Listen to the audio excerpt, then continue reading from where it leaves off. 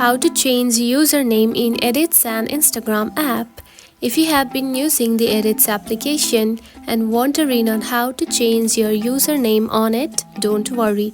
In this video, I will show you how to do it, so let's get started. First of all, open the Edits application. Just like this. After opening it, you will find something like this on your home screen. Now tap onto your profile icon at the top right here. Select it. Now to change your username, you need to go to the Instagram app. So simply tap onto Instagram icon just right here. Select it. Now you are into the Instagram app. Now tap onto edit profile right here. Then here you can find your username right here. Tap on it.